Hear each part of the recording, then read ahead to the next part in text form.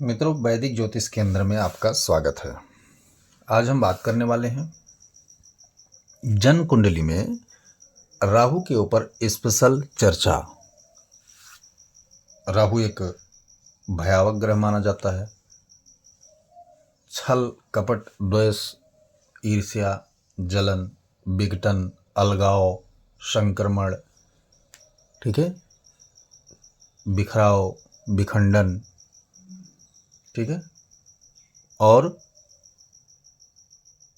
बदला आदि जब कोई बात होता है तो राहु उसमें बड़ा ही महत्वपूर्ण भूमिका निभाता है। राहु का जो स्वभाव है वो है अचानक, अप्रत्याशित, अप्रत्याशित, ठीक है ना, अप्रत्याशित यानी आश्चर्यचकित कर देता है हमेशा ये। दूसरा स्वभाव इसका है जो सत्य है वो नहीं दिखाएगा। अर्थात मान लिया जाए किसी भाग के दो पहलू हों, एक पहलू जो है वो सफ़ेद हो, वाइट कलर का, और दूसरा पहलू ब्लैक हो अर्थात काला, तो राहु हमेशा व्हाइट दिखाने का प्रयास करेगा क्योंकि काला उसका खुद का गुण है, वो नहीं दिखाएगा। ठीक है, एक्चुअल में दोनों को मिला लेंगे तो धुआं जैसा रंग होता है वो राहु का होता है। वो इस आकृति में अपने परिवर्तन को ले आता है कि जो बेस है, फाउंडेशन है अभी वर्तमान में, यानी कि राहु का स्वभाव क्या है वो उस पर डिपेंड नहीं करता। राहु वर्तमान की स्थिति में ढलना बहुत अच्छे तरीके से जानता है। ठीक है, किसी का 10 मंजिला इमारत बना हो, हाई फाई प्रोफाइल, 5 स्टार जो भी हो, शानदार दिखने में लगता है, अंदर क्या होगा अगर राहु का प्रभाव है तो अंदर का जो व्यक्ति होगा, अंदर का जो रखरखाव होगा, रहन सहन होगा, खान पान होगा, वातावरण होगा, वो बहुत ही घटिया होगा। अर्थात मैं अगर बात करूं बड़े बड़े होटलों की बात करूंगा तो बाहर से एकदम चमक, राहु का कारक होता है वो, लेकिन अंदर बहुत सारे ऐसे काम होते हैं जो नहीं होने चाहिए, तो ये सब राहु का कारक है। ठीक है, चूंकि मैं आज चर्चा कर रहा हूँ राहु के बारे में स्पेशल, तो आज मेरा जो चर्चा है वो अचानक जो है सरप्राइज कर देने वाला लाभ कौन कौन सा राहु देता है उसको चर्चा करेंगे, और उस लाभ के पीछे की स्थिति क्या है उस पर चर्चा करेंगे, क्यों देता है उस पर चर्चा करेंगे। ये एक कुंडली बनी हुई है, आप इसको देखोगे मैंने कोई लगन नहीं लिया है, भाव को ही समझना जरूरी है, क्योंकि राहु भावगत समझ में ज़्यादा आता है, राशिगत समझ में आना मुश्किल है उसका, क्योंकि ये छाया ग्रह है, कोई राशियाँ इसकी नहीं है, लेकिन भाव है जहाँ पर ये थोड़ा कंफर्टेबल फील करता है। तो कौन कौन सा भाव है? धन भाव यानी दूसरे भाव में राहु बैठेगा तो कमाल करेगा, तीसरे घर में बैठेगा तो भी कमाल करेगा राहु, अष्टम भाव में अगर राहु बैठा है तो भी कमाल ही करेगा, नवम भाव में बैठा है तो ही कमाल करेगा, दसम भाव में बैठा है तो भी कमाल करेगा, और 11वें में बैठा है तो कमाल करेगा। तो भाव वाइज कमाल क्या करने वाला है वो हम समझते हैं। मान लीजिए किसी का दूसरे घर में राहु बैठा हुआ है, ठीक है, दूसरे घर में राहु बैठेगा तो क्या करेगा?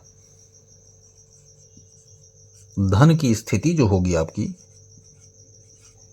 कौन सी स्थिति यहां से देखी जाती है? संग्रह का, यानी कोष देखा जाता है आपका। ठीक है, तो वो क्या करेगा राहु? धन की स्थिति को क्या करेगा?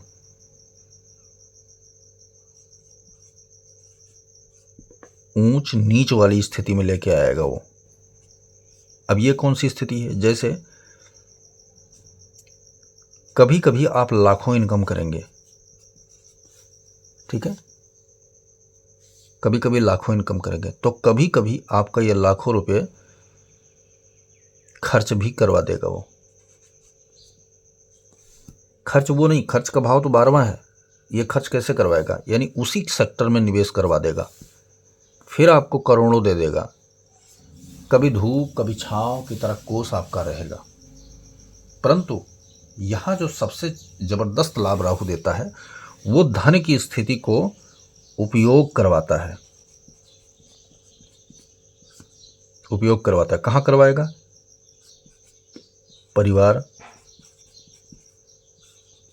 परिवार और खुद पे। ऐसा नहीं कि आप ये पैसा रख देंगे और आपके किसी काम में नहीं आएगा। पूरा सुख सुविधा संपन्नता आपको यहाँ से वो भोग करवाएगा। और पैसा आने का जो मुख्य जरिया होगा वो आपके छद्म रूपी वाणी, षड्यंत्रकारी दिमाग, षड्यंत्रकारी बुद्धि, षड्यंत्रकारी बोलचाल, आपकी कला ऐसी होगी महाराज कि पैसे ही पैसे बारिश होंगे अगर दूसरे घर में आपका राहु विराजमान है। थोड़े से चर्चा में इसलिए और करूंगा इस पे, क्योंकि राहु का जो कुछ बल अगर निकाला जाता है तो वो होता है अंश बल। कितने अंश पर राहु मजबूत होता है? 13 अंश से लेकर के और 28 अंश तक राहु मजबूत की स्थिति में होता है, क्योंकि सम विषम राशियां तो कोई मायने रखती नहीं इसके लिए, क्योंकि राशि होती नहीं। तो जो अंश संपूर्ण निकाला गया वो 13 से 28 अंश के बीच में अगर राहु है, यानी 13 अंश से चालू हो जाए और 28 अंश तक अगर राहु बैठा है तो बड़ा ही बलवान राहु माना जाएगा। और अगर इसी भाव में है तब तो कहना क्या। भाव नंबर तीसरा क्या है? इच्छाओं का भाव है।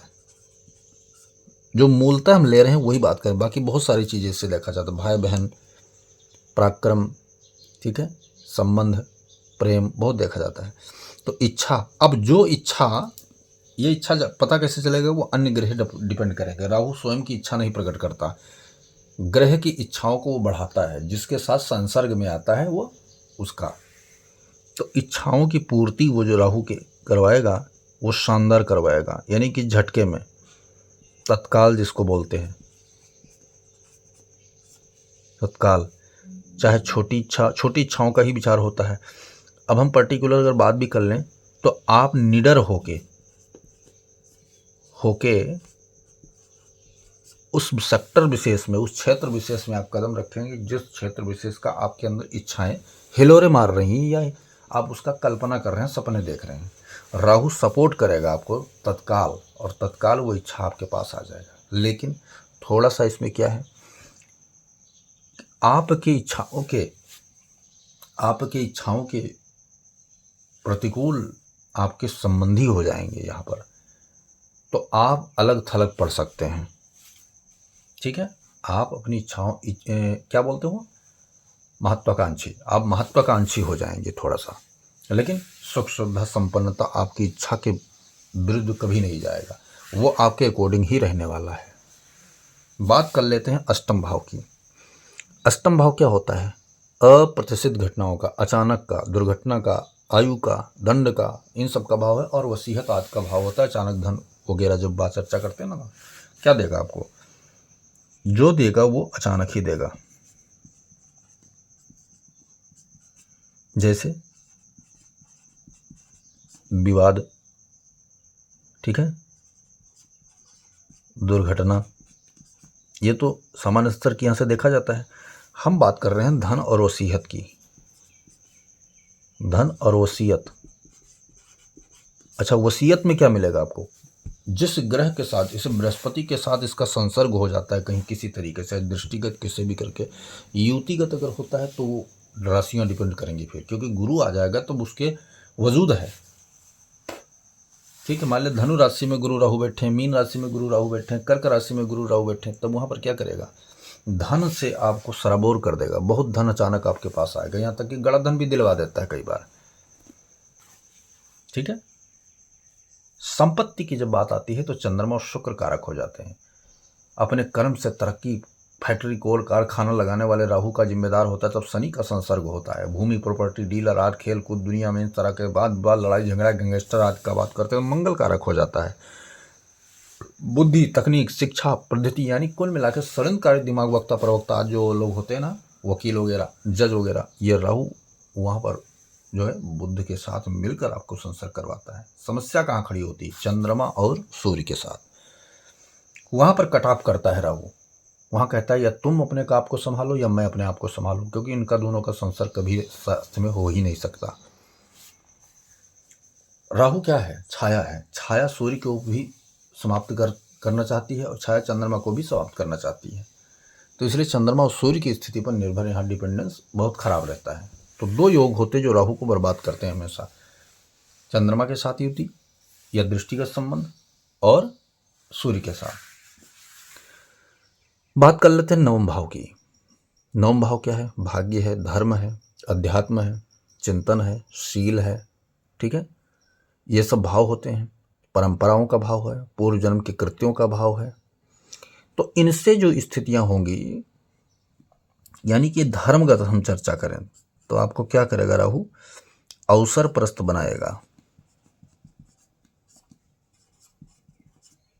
अवसर परस्त बनाएगा। जैसे आप कोई धार्मिक जुलूस देख रहे हैं तो उसका अगवानी करने के चले जाएंगे, उसका पूरा श्रेय आप ले लेंगे और मिल भी जाएगा आपको, क्योंकि राहु वहाँ अकेला बैठा हुआ है।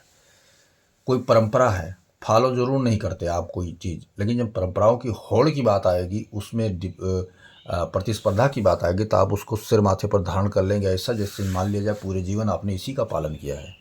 अध्यात्म, संन्यास, चिंतन, प्रक्रिया, इन सब चीज़ों का कर्तव्य में निष्ठा लगाना।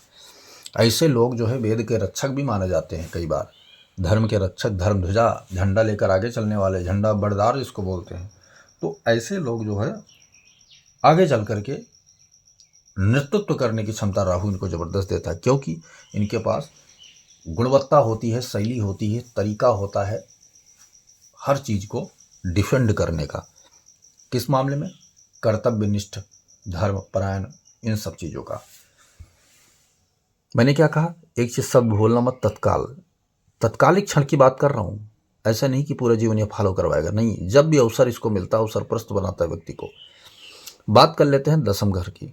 दसम घर में क्या कहा गया है राहु को, जीविका के लिए व्यक्ति तरसता नहीं है कभी। हम जीविका देखते हैं ना दसम भाव से, दसम भाव से जीविका देखते तो व्यक्ति क्या करेगा, एक कार्य अगर उसका चला भी गया तो दूसरा कार्य जो है उसके सामने खड़ा रहता है।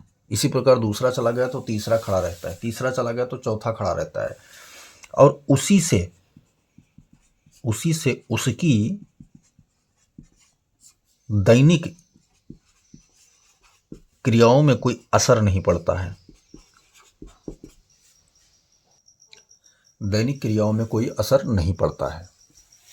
अब दैनिक क्रियाओं में असर ना असर पड़ने का क्या कारण है, तो यहां कहा गया है कि दसम घर का राहु व्यक्ति को एक साथ कई कार्य करने की क्षमता दे देता है, और कई जगह से व्यक्ति अपनी आजीविका चलाने के अच्छे स्रोत तैयार कर लेता है। उदाहरण के लिए मैं समझा रहा हूं आपको कि किस प्रकार के आजीविकाओं का वो निर्माण करता है, कि व्यक्ति को अन्य मतलब किसी व्यक्ति की सपोर्ट नहीं लेना पड़ता, उसको खुद व्यक्ति उसको सपोर्ट करने के लिए आते रहते हैं। ये रहता है जीविका के भाव में जब राहु बैठता है, यानी दसम भाव में जब राहु बैठता है तो उसका पर्टिकुलर नैसर्गिक स्वभाव इस तरह बन जाता है। जैसे उदाहरण के मान लें,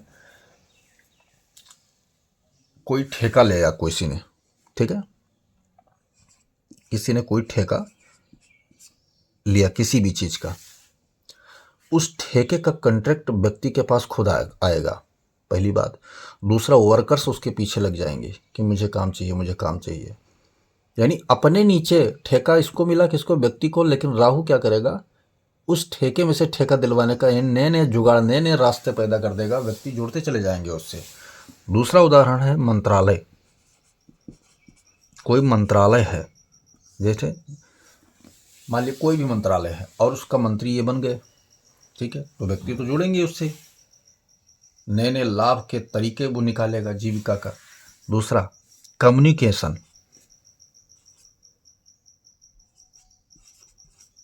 कम्युनिकेशन यहां पर जबरदस्त करवाता है, ठीक है, एडवर्टाइजमेंट यानी प्रचार, ट्रेवल, ऐसे कार्य करवाता राहु कि एक साथ में बहुत सारे इनकम, कई प्रकार के धन के स्रोत व्यक्ति से जोड़ने का काम भी राहु यहां करवाता है। जातक के जीवन में ऐसी सफलताएं आती हैं, और इससे प्राप्ति क्या होगा, बहुत सारे धन प्राप्त होंगे, सुख सुविधा प्राप्त होगा, लग्जरियस व्यक्ति को कमी नहीं रहेगी। और फाइनली मैं 11वें घर की बात करूंगा। अभी मैंने सारी बात की थी, 11वां घर क्या होता है, महत्वपूर्ण होता है। पहली बात तो 11वें घर को हम समझ लेते हैं। 11वां घर क्या होता है, काम का होता है। तो ये व्यक्ति अंदर से प्रेमी अवश्य होगा, ठीक है, आलसी होगा थोड़ा सा, अय्यास भी होगा थोड़ा सा, और ज़्यादा भी हो सकता है, ठीक है ना, वो तो राहु पे डिपेंड करेगा। तो ये 3 गुण लेके व्यक्ति क्या है, चलेगा, आगे की तरफ बढ़ेगा। जैसे कई महिलाओं के साथ इसका चक्कर, निवेश के कई स्रोत,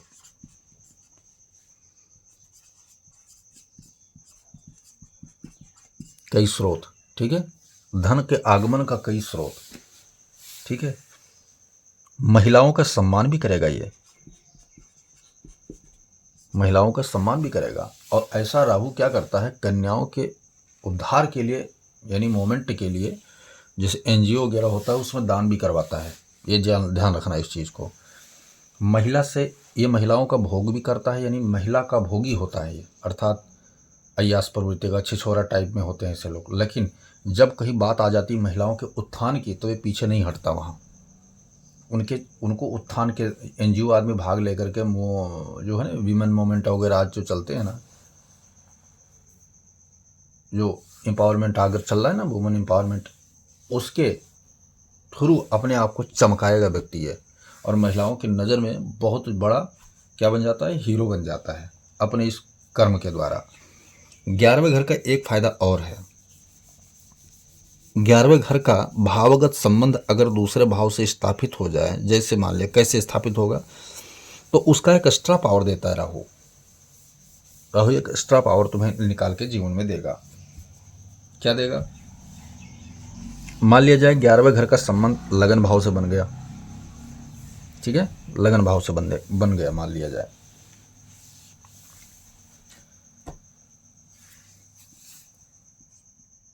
ग्यारहवां भाव, ठीक है, संबंध किससे हुआ, पहले भाव से।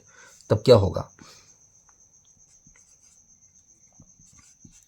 कला, ठीक है, कला और विचारक, कला विचारक जैसे गुण व्यक्ति के अंदर भर देगा राहु। ऐसे व्यक्ति दार्शनिक हो जाते हैं। कौन से दार्शनिक, तार्किक, तर्क वाले। मान लो ओशो को ले लीजिए आप, ठीक है, लेकिन क्या होगा, विचारक तो होते हैं, तार्किक तो होते हैं, लेकिन इनके अंदर एक बहुत बड़ी कमी होती है। वो कमी इनके अंदर ये होती है, इनकी शैली जो होती है वो दुनिया के नज़र में या दुनिया वालों के नज़र में महत्वाकांक्षी होती है। अब वो कौन सी महत्वाकांक्षा होता है, उसको राहु कैसे डिपेंड करेगा, लोगों के सामने प्रस्तुत करेगा। यानी जो मैं कह रहा हूं,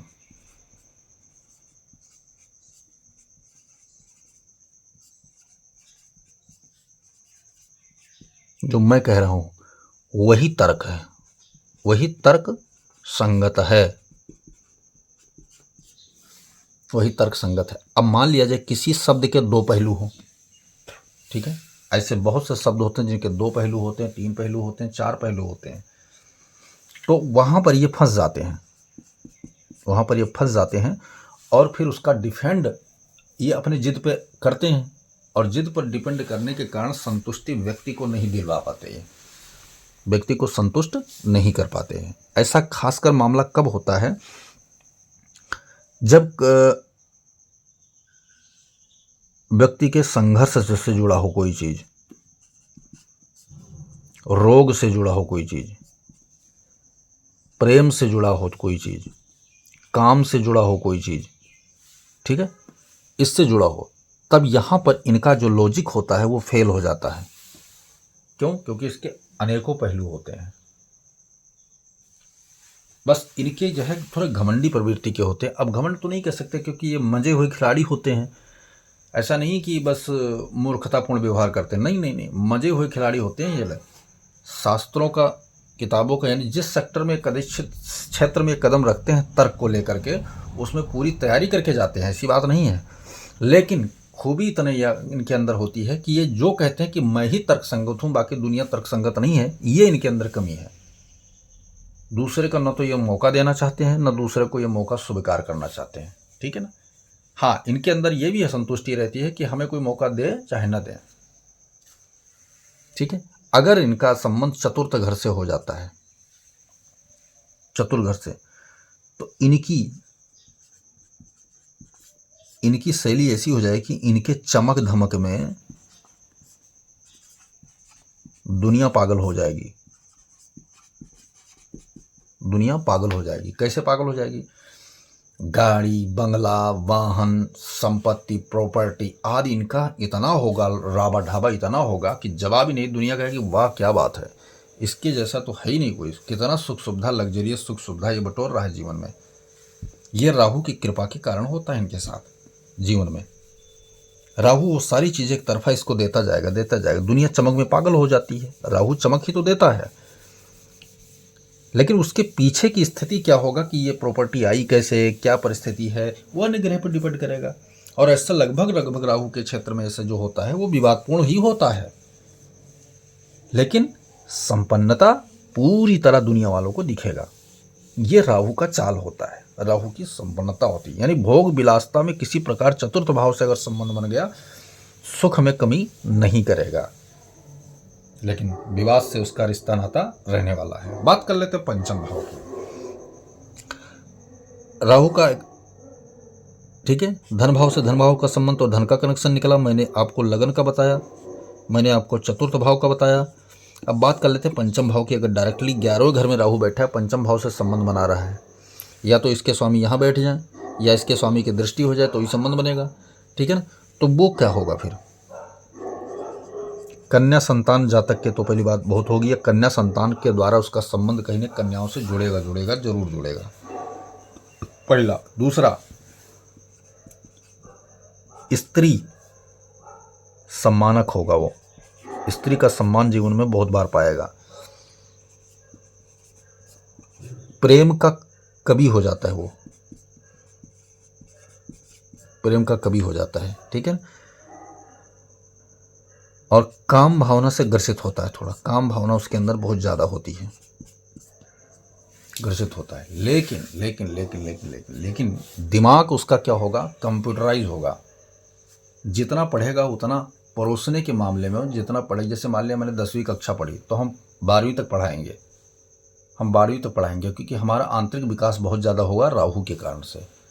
एकदम शार्प माइंड, बेहतरीन दिमाग, ऐसा होगा। बाकी अन्य भावों से संबंध कोई खासा नजर नहीं रखता, लेकिन इन 3 भाव से, लगन से, चतुर्थ से, पंचम से संबंध अगर 11वें घर में बैठ कर रहता है राहु, तो ये कहते हैं कि प्लस ही प्लस देता है, प्लस ही प्लस रहता है। 100 के 100 नहीं, 300% लाभ दे देता है। तो ये है राहु का संपूर्ण विश्लेषण। कुंडली में अगर आपका ऐसा राहु है तो आपको अवश्य सुख सुविधा प्राप्त होने वाला है। राहु यहाँ राजयोग के अतिरिक्त कुछ नहीं देता, राजयोग ही देगा। जय सिया राम।